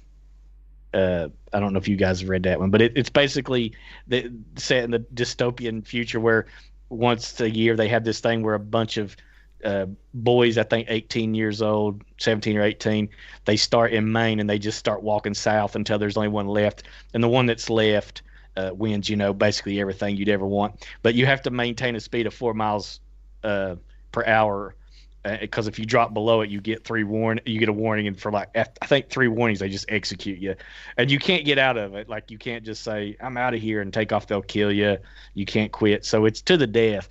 And then the story follows this, 20 or 30 boys, whatever, as they're walking, and it's pretty good. Sounds like Has that been made into a movie? Has it been made into a movie? I don't think so. It should be, but I don't. If it has, I didn't know about it. Oh, it just sounds familiar. It does. And it kind of been by the. It's kind of. It kind of in the book because I don't read books. It's kind of reading's gay. It's a kind of a rip off of another book called The Long March, where this guy he based it on something that happened to him when he's in the military, where there was like this colonel that's like, you guys have got to march 50 miles, and they all hate him, and it's supposed to be their weekend off, and finally they get to the point where they're like, yeah, we'll win by not, because they think that he wants them all to not be able to make it, and at the end they're like, yeah, see, we showed you, and the guy's like, so And so like, oh, this big thing they thought they were fighting for, he's just like, I don't so, But it's kind of very much a ripoff of that. He's never admitted to it, but if you read both of those stories, it's pretty clear where Stephen King got the idea for The Long Walk. But yeah, it is a good story. Roadwork is another good Bachman book too, where this guy gets they're going to put in a new highway in everybody else's house, and land's being bought out to make way, but he refuses because he had a kid there and they died. The kid died, and he doesn't want to let it go, and his wife's like, sell it. And he's like, yeah, I'm getting it. And he lies because he has no intention. And she finds out and leaves him. And finally, he at the end, it's a big protest where he rigs his house up with dynamite and has a shootout with the police and blows it up at the end, himself included. But, I don't know. Actually, Stephen King sounds like your kind of film. It is, yeah. It's probably true. So I'm looking. It's a story. Are you two done? God damn it. Yes. Sorry. Go ahead. I'm looking through the releases coming up here. This weekend we had Sonic the Hedgehog 2, which I'm hearing is pretty good for what it is. I'd give it a go. I liked the first one. I thought the first one was fun. You would. Yeah, I mean, it was stupid fun. It was, it was totally. It was a kid's. Yeah, it was totally fine. I just don't have a lot of. I never really played that much Sonic or had game consoles or. I don't think that matters. So, it's not just a little creature running around picking up rings for 2 hours. They were very poor. Wait. Did you say food? Yeah. Let alone game consoles. Jesus. Clean water. Ambulance. That's the one with Jake Gyllenhaal. Yeah, that's a Michael Bay's new movie, and I've started to watch that 2 or 3 times and got bored with it 10 or 15 minutes. Is it on streaming? Probably, but I was watching it on a website, so. Gotcha. Might give that a try. I am kind of wanting to see this Everything Everywhere All at Once. Yes, that I do fancy. Me too. A24 again. Yeah. I want to see. I got a copy of it on that site, but it's like somebody with a camcorder in a theater, so I wait. Those are the worst. Yeah, it's like I'm watching. So I might give that a try. I'm pretty excited for it. Next week we have, let's see, not much. Fantastic Beasts and the Secrets of Dumbledore, which I could give a shit. I saw a great meme about that, and it said "Fantastic Beasts and where to find them," and somebody had a picture of a tapeworm and a man's bum. Oh God, that's probably better than anything the movie would have in it. I don't know. I want to see it because I want to see what Ezra Miller's like in it. Does it show Dashcam coming out next month on that list, or is that? I'm just looking at the theatrical releases. I am looking forward to on April 22nd. The Unbearable Weight of Massive Talent. Me too. Yes, the Nicolas Cage. I think a actual documentary. I don't think this is fake at all. You're probably right. Yeah. Just some cameras following him around for a few weeks and then edited together.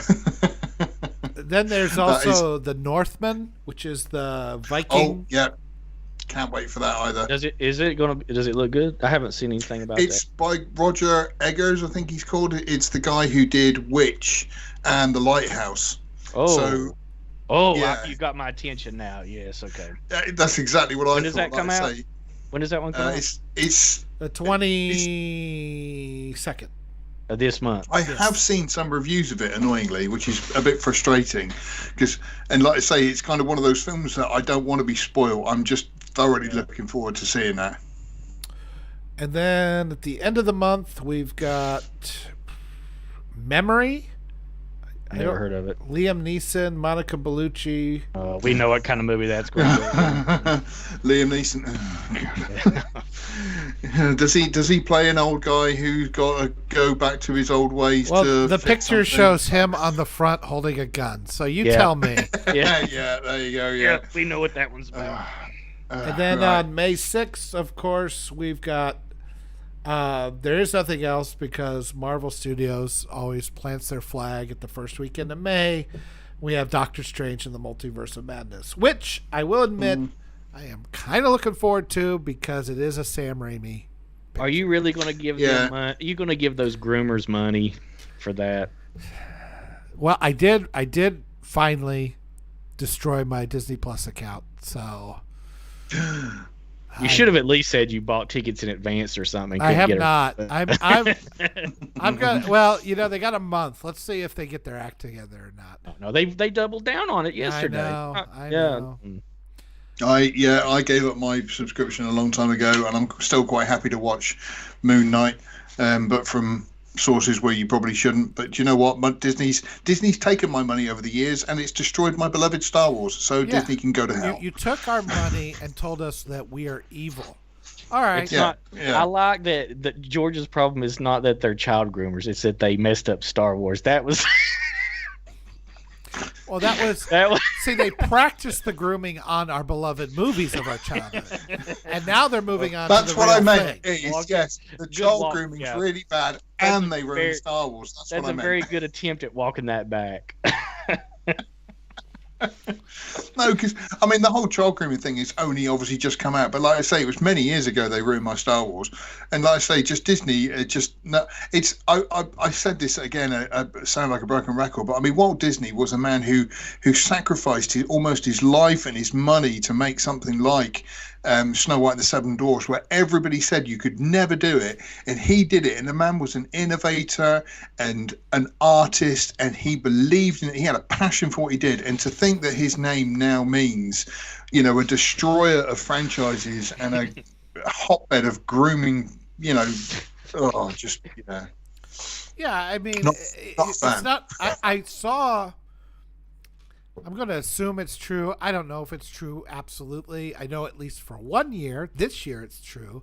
But they said that every year somebody has gotten, for the last decade, every year somebody has gotten arrested for some sort of child trafficking. Yeah, that's charge. true. That's true. I looked at the list. That's true. What the fuck, Disney? Yeah.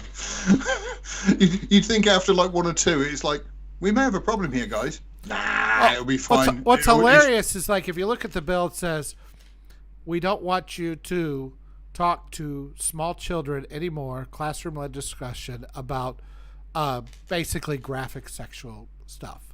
And the immediate response was, you hate gays. I'm like, wait a minute. Is that the association you're making here immediately? No. What are you trying to tell me here? We shouldn't talk to children anymore about graphic sexual thingy. And it's like, don't think we should be talking to kids about that anyway. It's not even. Do you mean the people dressed up as like Winnie the Pooh? Yeah. The kids going, hello. It's worse than that, George. They're saying you just can't do it to kids 5 years and under. They're not even saying it's between kindergarten and third grade. Yeah, so 5. Yeah, so what? 5 to 9. 5 to 9. Yeah, so they're not saying you can't have a discussion with teenagers in high school or 13. They're just saying let the parents talk to them about it when they're 9 years old and younger. No, I have to tell them about my gay butt sex when they're in first grade. Yeah. Why is this so important to you? It used to be we called that the creepy uncle that everybody didn't want to talk about at best if we didn't put him in jail, and now it's like sanctioned by giant corporations. I'm like, ooh, why? Yeah, you made me have a flashback to my uncle that used to give me special mouth hugs. I remember the Cub Scouts. Good times. Oh, sorry. You said Cub Scouts. I thought you said something else. Because that's better? Is that better? No, what is this something else that's worse? Well, yeah. What could it possibly? I'm very intrigued now and horrified. I gotta know. Well, the Cub Scouts. I was thinking, why would you send your kids to an organization called that? Did you guys see the? You did ask. Louis C.K.'s last comedy special. And he's talking about that, the Boy Scouts. He said, he said, the thing about it is the place that you send your kids off for 2 weeks and they have a lot of fun is usually run by pedophiles. He said, not all of them, but some. He said, so the trade-off is like, well, yeah, if you're going to have these things where you get rid of your kids for 2 weeks and they learn all this stuff and have fun, you just got to accept that one or two of them be child rape. It was a great bit. He is great. He's like, the people that want to, he said, nobody else wants to work around a bunch of kids except pedophiles. He said, who else can you get to do that? Eggy says, The secrets of Dumbledore is he has AIDS and he buggered Harry Potter. And in 2023, they're...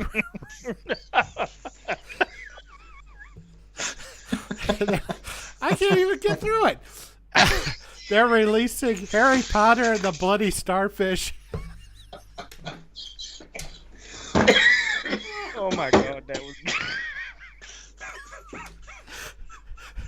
Eggy, you're banned!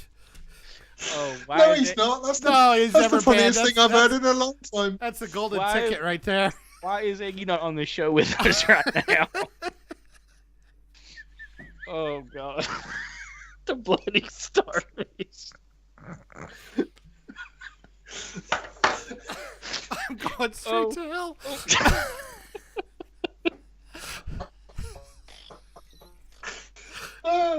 You win the chat, Eggy. Congratulations. Is there a way to do a reverse donation? Oh, crying. Oh God, I gotta get myself under control here. My stomach's hurting. I laugh so hard. Oh, no, it's funny. Oh boy, child rape is so funny.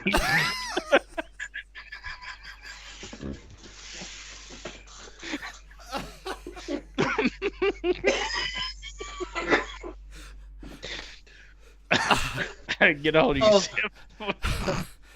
I'm having a Alamo Live, fun for all ages. So much fun.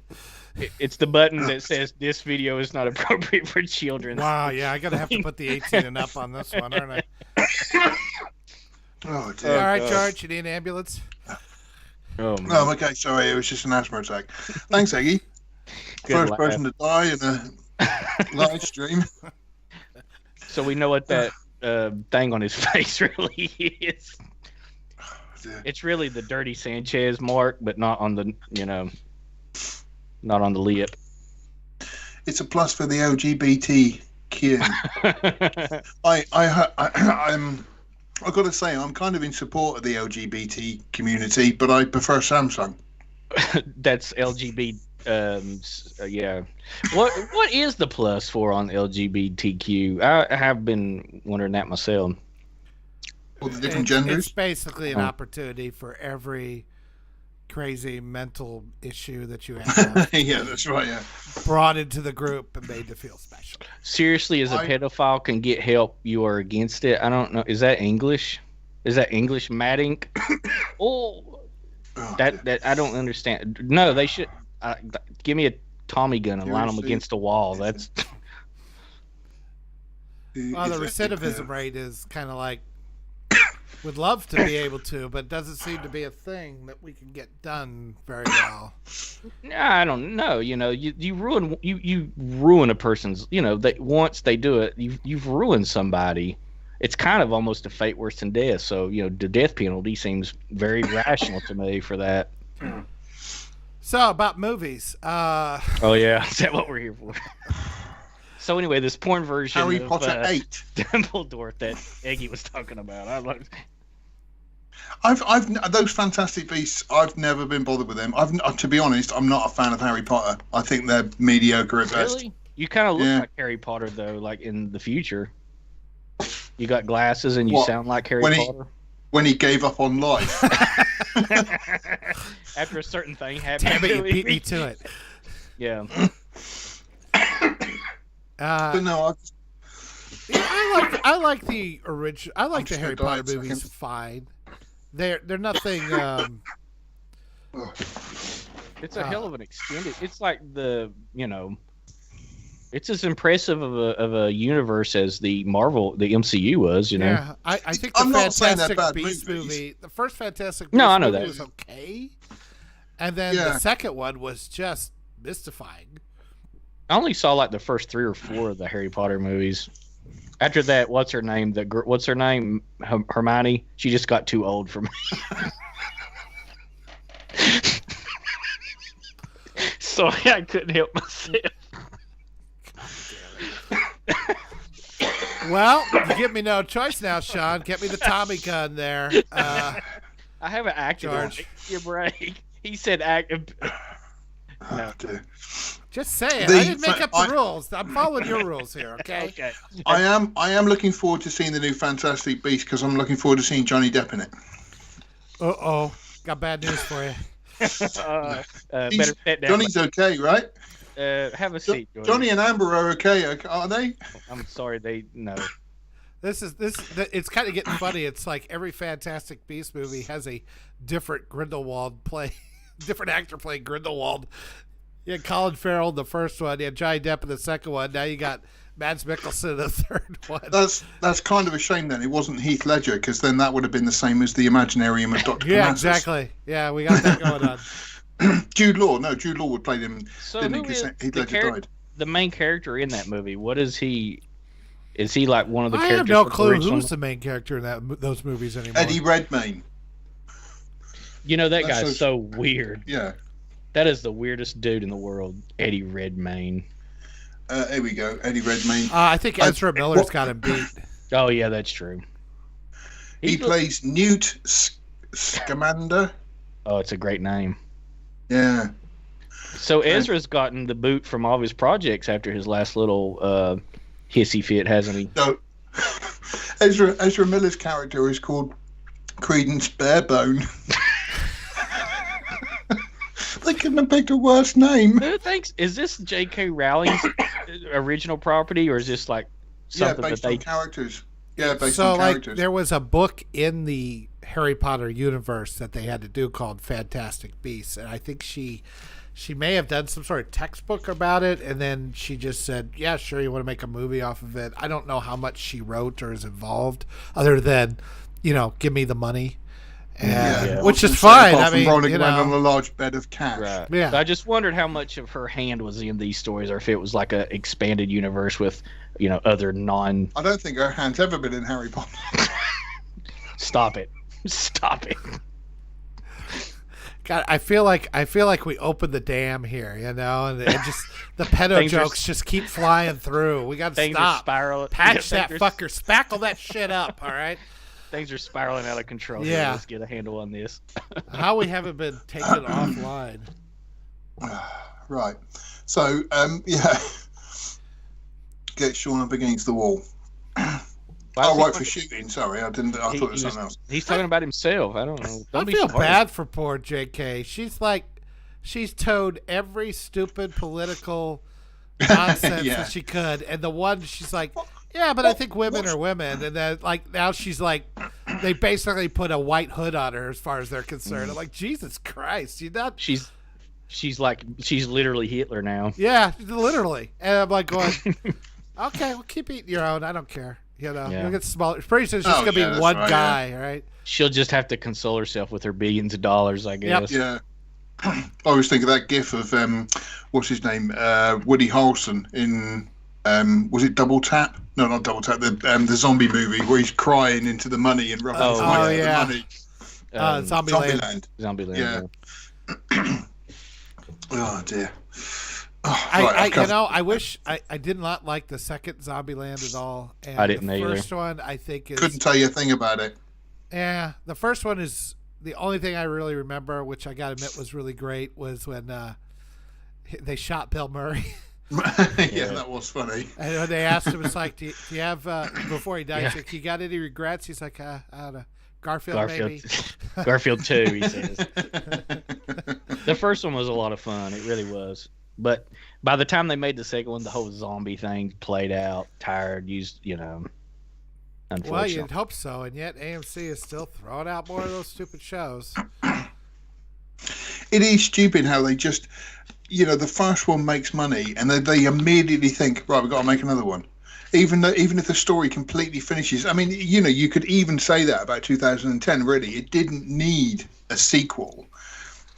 Now, it did happen to get it right in 2010. Was a very good sequel. Hey, you're talking 15 years between movies, and they do one sequel, and that's it. And it wasn't like, I don't know. I don't feel like it is like it is today, where they do one thing, and then it's. You could say that about superhero movies right now, right?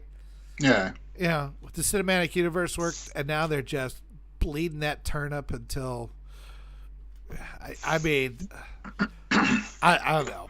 I did see something interesting. I did want to mention this, and then we can close it up. I was listening to this one YouTube channel I listen to a lot, and they were going on about how they just want the superhero movie genre to die, and it's not good cinema and everything like this. And then they played these guys who, he says, we'll do this clip, and they played these two guys who were like, oh, all this stuff, the Oscars, is just boring. The Sound of Metal or Taste, whatever that was, or Coda, just boring. Why can't we have more explosions? I'm like, no, you're both wrong. You know? Yeah. I mean, yes, we should have good cinema, and I do decry kind of sometimes the death of good cinema, but you do have something like The Kid Detective to circle it all back around. You do have some good film out there, but it doesn't mean I don't. I really enjoyed the Marvel Cinematic Universe. I did too. I'm not going to lie and say I did. It was great. I thought it was great. After Endgame, should it have ended? Probably. Yeah, I think other than Spider-Man: No Way Home, I think and Black Widow. After Spider-Man: No Way Home and nothing else, it should have ended. Obviously they've run Star Trek into the ground. I still think there's plenty of good Star Trek that can be made, just not by the people that are making it now. Yeah. And does it need to? Has it been oversaturated? Yes. That doesn't mean That's think exactly that what I said. all of it's terrible, or that even the DCEU, most of it's terrible. But I did love Shazam. So I mean, that's what I said when Disney bought Star Wars, and I said that when people start to work at Cadbury's, the chocolate factory, they say help yourself, and you think, oh wow, free chocolate forever, brilliant. But after a week, you're sick of the sight of it. I just want some eggs. But when you have chocolate as a treat, and it's always great. But if you have too much of it, you're just going to hate it. And it's the same with what Disney is doing with Star Wars. Even the TV series. Don't get me wrong, Mando's been great, and I've enjoyed. Yeah, Mando's been great. But the other stuff that's coming out, I'm just to the point now where I'm getting bored of Star Wars now. I used to love it, but it's oversaturated. Yeah, I'm not sitting here going, oh boy, I can't wait for Obi-Wan to come out. No. I'm like, hey. I mean, I will watch it, but I'm not. My expectations are so low that you could find them in the bottom of the Sarlacc pit. Well, I won't be able to watch it since I canceled my Disney Plus. Wah wah. You could always resubscribe. Yeah, you can always give them more money. I could. I've got a friend. You know what? I was watching a movie the other night, and it's been a while since I've seen it, but I loved it when it came out. And it was before when MCU was still really new, and the first Kick-Ass movie is still a hell of a lot of fun. Matthew Vaughn, that's why. Yeah. And second one, violent. not so much, but the first one. The second one was terrible. But the first one, violent, very rated R. I was sucked in from the opening scene. Dude jumps off a building, just lands in a car, dies. That's what I didn't even want to go watch it, but my girlfriend at the time was like, "Oh, my friends are saying it's great," and I'm like, "Oh," because I thought it was going to be some. All I'd seen was little bits of the trailer, like walking by the TV of Hit Girl, and that's goofy music, and I thought, oh, it's like Spy Kids or something. And that opening scene, I was like, oh, this is going to be good. And the bit that got me was Nick Cage shooting Chloe, whatever she's called, and just I love you, little baby girl, and just blows her away, and it was just like.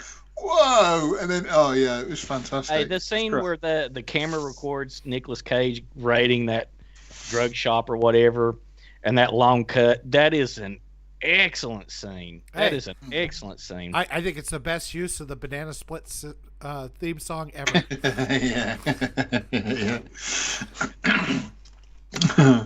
Speaking of the TV series, we recently had the website that they're going to start production of a season 4 of True Detective. I don't know if you guys have ever seen True Detective season 1, but that is probably the best thing that's season 1 is fantastic. I tried to watch season 2. I wasn't into it, but I heard 3 is much better. So I might give 3 a try. It's better than 2, but it doesn't even approach season 1 in season quality. 1 was a masterpiece. I thought that Matthew McConaughey was overacting in it.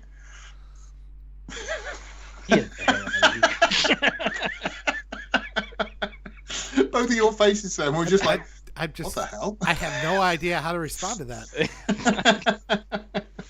All right. It was. I say that first series was brilliant. George, you sound like you're about 3 seconds from death, so I'm going to go ahead and read the last of the comments here. Yes, Sean Bird agrees that we should get you up against the wall after your pedo Hermione thing. I bet he laughed though. If he laughed at that. Yes, I'm sure he did, but the point stands. I'm just saying. Yeah, no, that's fair enough.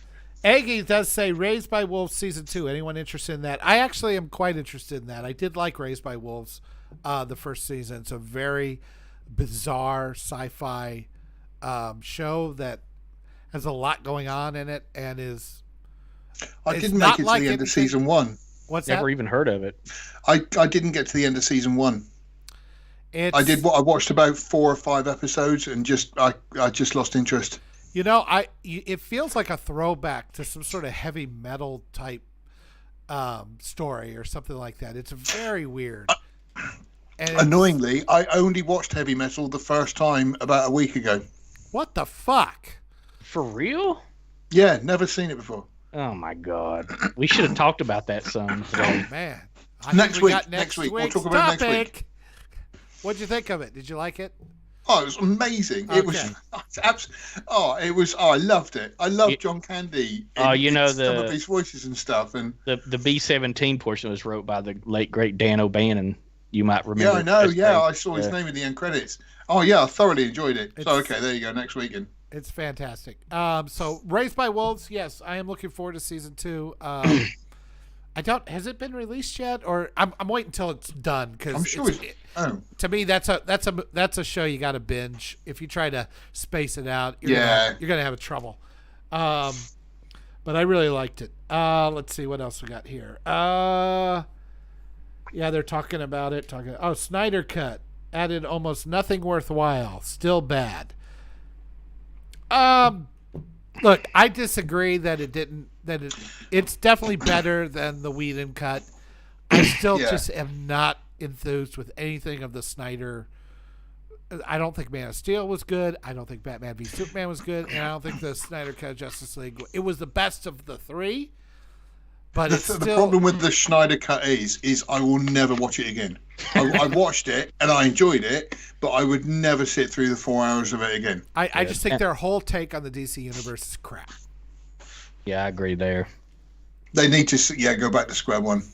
Yeah. They do need to go. Yeah, they need to reboot it from the start. Well, I guess that's what Flash is doing. So you got it. No, that's what the Flash was doing. I think you'll find Ezra Miller by the time the movie is set to come out. See, that's with Ezra Miller's problems. That's why you got to throw in 2 Batmen. You know.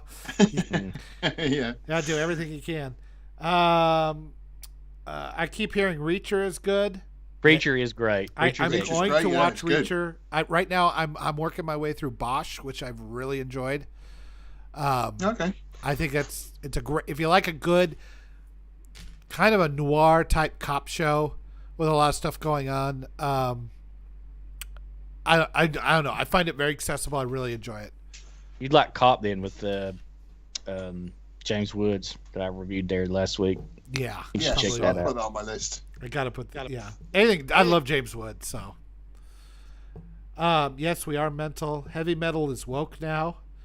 You talk about the magazine? No, I think he means the magazine. Heavy metal magazine. I haven't read the magazine since the movie was not woke at all. No. No. No, when she has sex with the robot that keeps changing out different attachments, woke is not what we're looking at here. Was when they called in the woman to take down the evil bad guy, and she just sort of turns up and strips completely off, and then puts on all her new outfit and everything else, which is basically still naked. Yeah.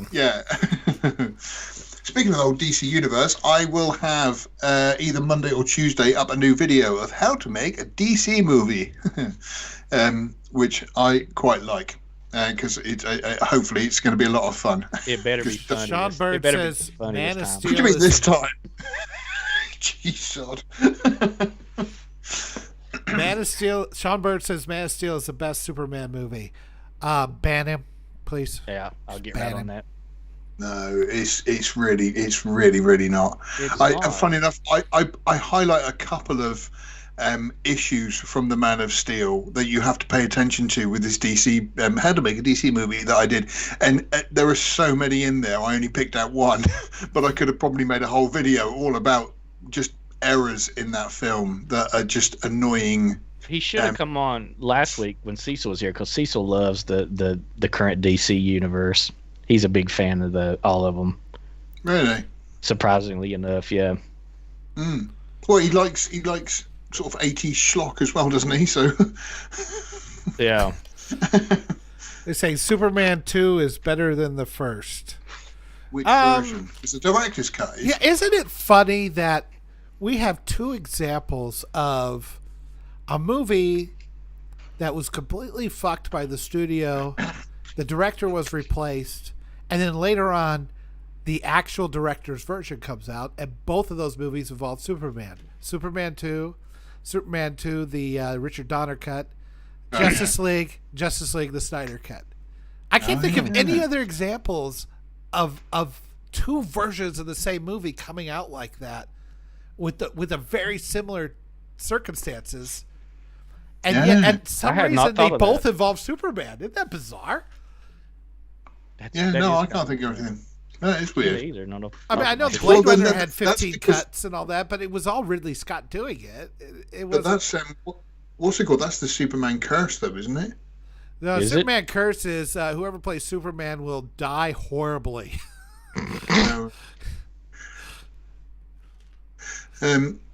R.I.P. Henry. I was thinking of Christopher Reeve, because he didn't die horribly, did he? He lived horribly. No, actually. it only took a decade and a half, but yeah, no, he was fine. Everything was good everything was bad until the death in his case. I can't wait to download your DC movie, George. I have taken it out now, but I'm not spoiling too much. But there was a moment, there was a line in there where it says, if you cancel your DC movie, a few crybabies might moan about it. And I actually had a picture of Eggy, but I've now replaced it. I think we might have something happened to the stream, fellas. Nope, it's why? Oh, it's buffering on my extra thing there. It's your hillbilly internet, man. That's probably true. Fucking satellite with a tomato can on it. Yeah, it says drunken Yoda has never been drunk. I'm a functional alcoholic. I'm drunk right now. By the way, I get through the day. I appreciate you using the proper nomenclature of hillbilly instead of redneck. I do appreciate that. Hey, we're sensitive to your needs, Ish. I know my various American retard casts, so I. That was hurtful. See, I won't go anything beyond amosexual. Thank you, George, for using my proper pronouns. It's more of a fetish than Don't society hierarchy. Don't tell me what I identify as. Sorry, that's kind of the greatest argument now. If anybody sort of says about identify me as a gender and everything else, I'm just going to say it's more of a fetish, though, isn't it? So you should say that's more of a mental illness, though, isn't it? And see how far you get on that one. Weird that Cecil doesn't want to be on any more of our streams. I don't see why this. You'll never come back now. I can't believe he's going to watch us again. Let's hope not. At least not before he mentions us in one of his videos. Let's hope he does that. And then I just want to disavow that I was on the show with these three idiots. I want to disavow all my previous pedo jokes. Thank you. Yeah. And then somebody will be like, Cecil, wasn't that one retarded guy? Isn't he always posting on your Facebook? I would like to thank the impersonator who did me extremely well on that last movie Outpost. Hence why I didn't show my face. Right, okay, are we wrapping up then? Oh dear God, please, yes, Ed, make it end. Oh, you guys had fun today. Don't lie. That's what's so bothersome about it. greatly disturbing how much fun I had on there, and I'm pretty sure I need some therapy. No, we all need therapy. That's what we're here for. It's true. All right, this is much cheaper. This is much cheaper than a psychiatrist. Says you. You know how much equipment I have in here? Cheaper for us, anyway. Yeah. Yeah, when you get one guy to do all the work. Okay, whatever. Not bitter. I'm going over like a lead balloon now. So let's move on. Thank you for watching. This has been another live stream from lastmovieoutpost.com, and it's the kind of quality you can generally expect from our live streams.